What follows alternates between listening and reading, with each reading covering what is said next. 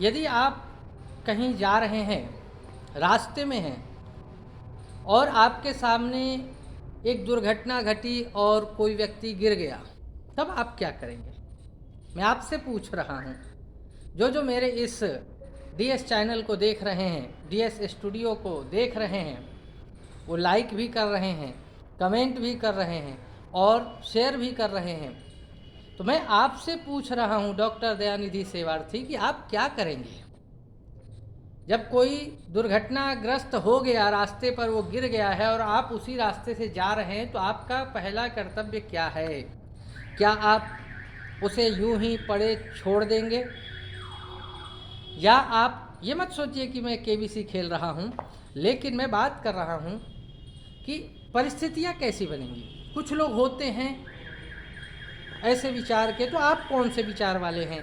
क्या आप उस व्यक्ति को वहीं तड़पते हुए रास्ते पर गिरे हुए पड़े रहे छोड़कर आगे बढ़ जाएंगे, या आप उस व्यक्ति को उठाएंगे और किनारे रख देंगे और आपका काम हो गया, आप वहाँ से निकल जाएंगे, या फिर जब तक एम्बुलेंस ना आए, वो अस्पताल ना पहुँचे, तब तक उसके साथ आप रहेंगे?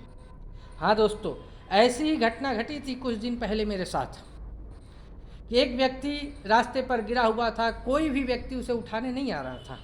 उस समय मैं बहुत पीछे था, अपनी गाड़ी बाइक वहीं छोड़ करके आगे आया और आ करके कुछ लोगों के सहायता से उसे साइड में करते हुए एम्बुलेंस बुला करके हॉस्पिटल तक ले जा करके उसके घर वालों को संकेत किया और समझाया कि परेशानी की बात नहीं है, प्राण बच चुके हैं, ये जीवित है, सांसें चल रही हैं, थोड़ी सी चोट आई है, ये जो है आप आकर के देखें।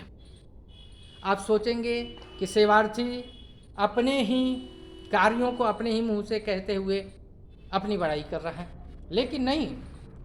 आज के समय में मुझे इस उदाहरण को, जीवंत उदाहरण को रखना पड़ रहा है, क्योंकि आज व्यक्ति आधुनिकता के भागा दौड़ में, चकाचौंध में इतना व्यस्त हो चुका है, इतना खो चुका है कि वो भावनात्मकता को, मानवता को, प्रेम, स्नेह, सौहार्द को, सहयोग और सेवा को भूल चुका है।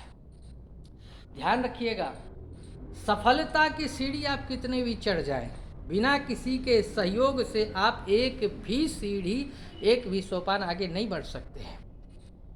मैं ये जैकेट पहना हूँ, कपड़ा पहना हूँ, मोबाइल है, वीडियो है, कैमरा है, रिकॉर्डिंग हो रही हैं, आप मोबाइल में देख रहे हैं, ये सारे क्या आपने बनाए हैं? नहीं, किसी न किसी के माध्यम से सहयोग मिला है और ये चीज़ें आई हैं, तो इसमें 4 लोगों का सहयोग है। ध्यान रखिएगा, कितनों का? 4 का। और वो 4 कौन? किसी ने बौद्धिक क्षमता दी है, किसी ने इसमें शारीरिक परिश्रम लगाया है, और किसी ने इसको व्यवहार कुशलता के माध्यम से आप तक इसको सेल करके आपके हाथ में पहुंचा दिया है। अगर आप इस मशीन का दुरुपयोग कर रहे हैं, तो आपकी भावना इसमें शून्य है।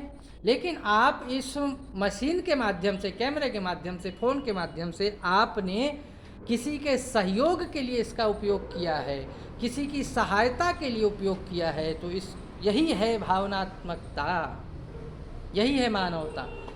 और सहयोग के बिना तो हम एक कदम चल नहीं सकते, इस बात को ध्यान रखिएगा।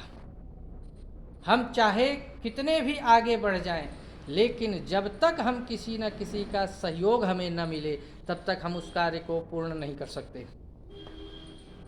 माता पिता ने, संसार में प्रत्येक प्राणी ने मिल करके हमारा सहयोग किया, तो हम आज यहाँ उपस्थित हैं। हमारा अस्तित्व ही सहयोग से चलता है।